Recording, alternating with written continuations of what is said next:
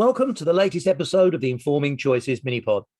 A commodity market is a market that trades in primary products and materials rather than manufactured products, such as cocoa, fruit, gold, oil, and sugar. Commodity markets can include trading in a physical or a virtual space using spot prices, forwards, futures, and options on futures. The origins of these marketplaces can be traced back over 5,000 years, but how do they work now and how might they change in the future? To discuss the future of commodity markets, I'm delighted to welcome data scientist Noah Healy to the podcast. Noah has a particular interest in combining mathematics with technology to produce game-changing solutions. Noah, welcome to the podcast. Tell us a little bit about you and your work, if you would. Yes, thanks, Steve. So I'm actually kind of boring. I'm a recreational mathematician and professional programmer, and my primary interest for the last 20 years has been computational mathematics. That's the underlying mathematical theorems behind how computers work. My work on information signaling on networks led me to find an approach to systems of consensus that resulted in this new design for trading commodities by focusing on the importance of price information and our modern ability to much more readily transmit information and measure information. Cool, really interesting. So we had a conversation the other day, so I can see exactly where you're coming from. And on your comment about perhaps being a little bit weird because you're a recreational mathematician, I can remember in my much younger days when I had great fun when I was doing A-level maths, solving absolutely enormous equations. So a couple of colleagues and a maths teacher had great fun doing that. So I can understand your passion for recreational maths there. But let's focus in on commodity markets for now. So how do commodity markets work and what's wrong with them? So commodity markets are a trading function. It's basically buyers and sellers coming together. However, since there are many, many buyers and many, many sellers, some mechanism to figure out who should get what at which time becomes important. So modern monopoly market or commodity markets are essentially two lines. It's first come, first serve, but you can jump the line by offering a better price than the person in front of you. And the two lines are essentially just staring at each other. If the fronts of the lines prices cross, then the marketplace will step in and resolve those trades until there aren't any crossing trades available anymore. Now, this is sort of the first step theory of what's going on. But thanks to modern computers, what sort of actually goes on is, have you ever seen like penguins about to get into the water? They all crowd up against the edge until they push one of them off. And then if he doesn't get eaten, then everybody jumps in. What a lovely analogy. I love that. This is very much how things work right now, where everyone sort of tries to crowd up to the trade without actually being the person that trades. And every time a trade happens, everybody gets out of the lines and then goes back and gets back into the lines. And the lines can form and reform at this point in microsecond time windows, so up to 1 million times a second. And this has led to most of the people in the line not actually being buyers and sellers, but actually being sort of speculator forecaster roles where they're trading and their goal at the end of the day is to be balanced. They're basically freelance bookies in the system. Now, they are the grease that makes things go. But thanks to computers, more and more, they've been able to sort of take over. And so they've gone from being like 85 to 90% of the system to being 98 to 99% of the system. And that extra gunk has led to less stability within the entire price space, which then contributes to lower business viability in making these products. And as you were pointing out, these are the keystone products. If you buy food, whether you're buying at a farmer's market raw materials or highly processed packaging out of the freezer section, in every single case, the stuff that's going into there is coming out of these farms that are having their ability to remain in business impacted by more expensive, less stable markets for their goods. And this, the industrial world is the same deal. Clothing, cars, housing, whatever you've got, you're making everything out of commodity product. So these, my word, lubricants, as you sort of described them earlier on, they're actually taking money out of the market. Existing trading exchange by establishing essentially a forecasting market where they can play the figuring out where things are going game. And then we use sort of a bright pool. Dark pools exist as these very high flow with very low price impact mechanisms where buyers and sellers can come together around a common price. We use those to measure how well the forecasters are doing in determining prices that would attract buyers and sellers together.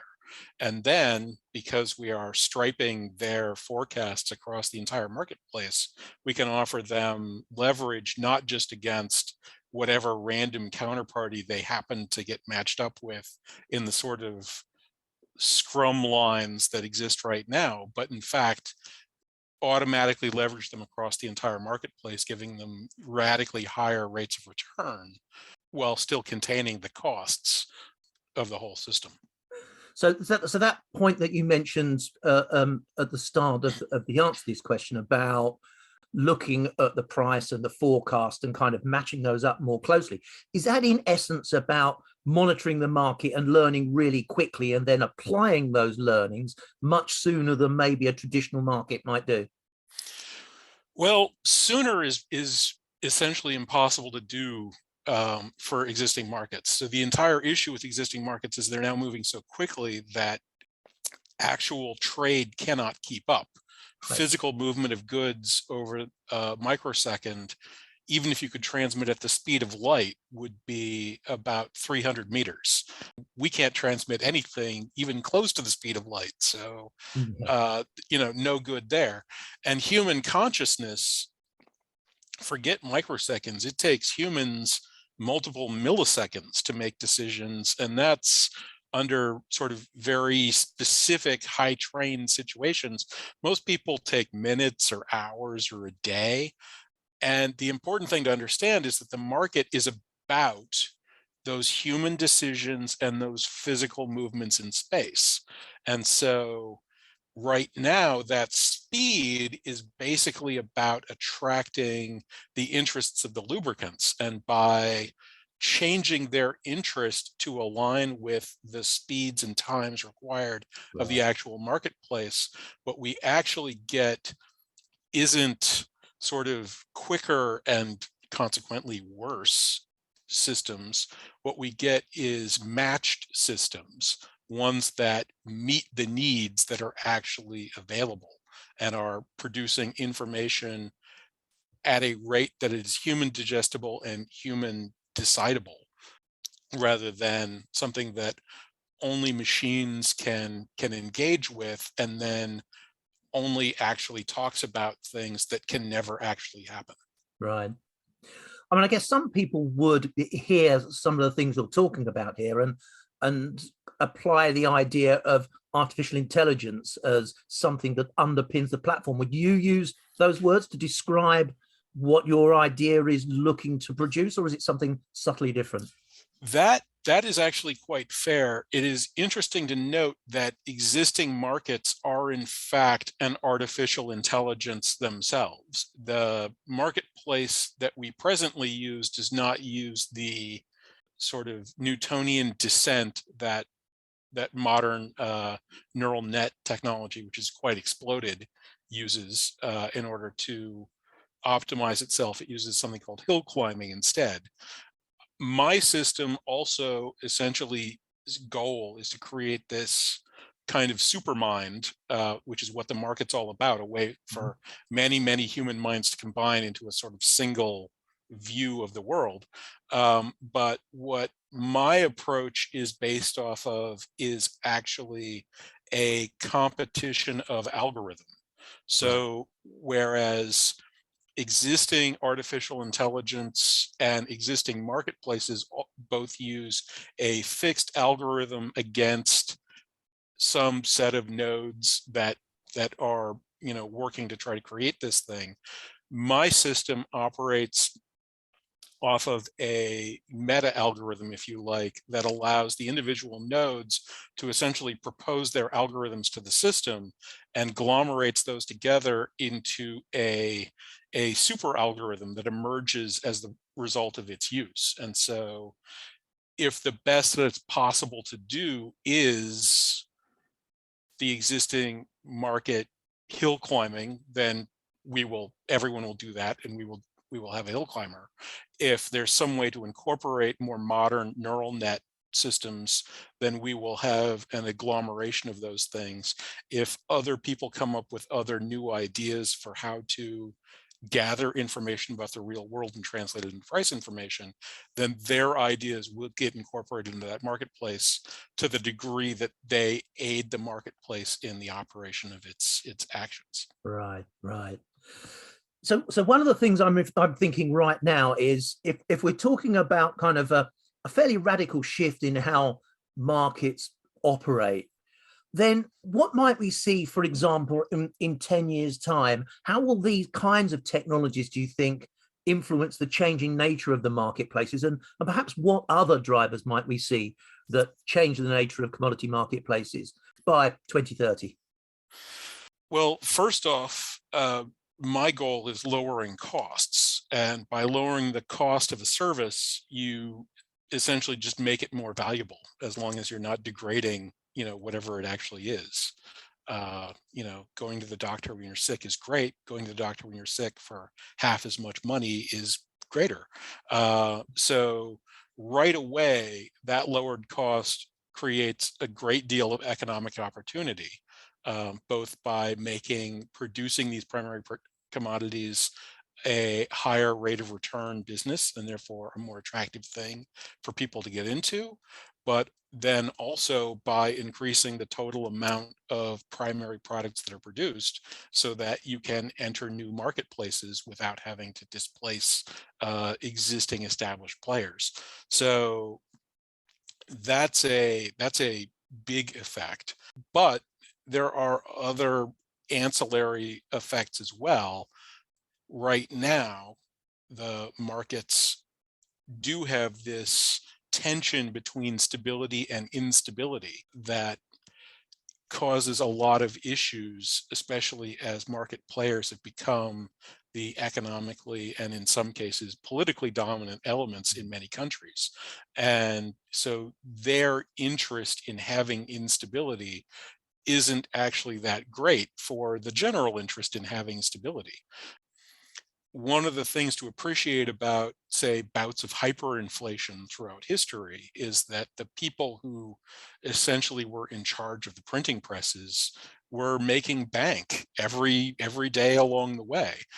So when a market sort of flips over and the people operating it and within it can benefit from things that are socially abhorrent, then things that are socially abhorrent start happening at an accelerating rate. We aren't to, Argentina of the 80s or Weimar Germany or any of the really, really bad outcomes, or, on the other side, counter-revolutionary sort of Stalin's Russia, Mao's China. We haven't gotten to those locations, but the markets are going to be more and more detached from reality, Right. because of these speeds and because of we're going to keep increasing the speeds as well. And so having markets that are attached to our actual economic and human needs would take quite a lot of tension out of many other systems that rest on having an economy. Having a good economy isn't the only thing that humans need, and in some senses it's not the most important thing that people need, but it's an absolute. If you don't have a functioning economy, then people just start starving to death. So it's something you have to have under all circumstances. Final question, and this might be a kind of a how long's a piece of string type question, but one of the things that struck me as you were going through that last answer was, I wonder what the possibility is for a fully automated marketplace where the needs, the human needs, if you like, are acted upon by fully automated systems sitting over a commodity trading platform. Is that a potential point that we might reach in the future? There's serious work towards automated market makers, particularly in the blockchain space. Full automation would require essentially automation across the chain. And that's one of the things that's interesting about marketplaces in general, is that they are, again, these sort of supermind mechanisms that exist to allow individual agents to coordinate. Now, notice agents and humans aren't the same thing. So we've seen developments of self-driving tractors that now have GPS and are capable of all sorts of things. It's certainly within the realm of conception at this point that with 3D printing, self-driving technologies, and so on, that agriculture or mining or other of these baseline things could be effectively roboticized, and these robotic units could actually engage with each other through market systems. But the important thing to bear in mind for that sort of transition is that what the market is communicating is human desire. And so removing the humans from that system at the desire level is ultimately counterproductive, because if what you're making is incredibly efficient and nobody wants it, then you are wasting your time and energy and depleting the potential of the humanity in general. So full automation could never eliminate humans as participants, because the entire point of the marketplace is that human action.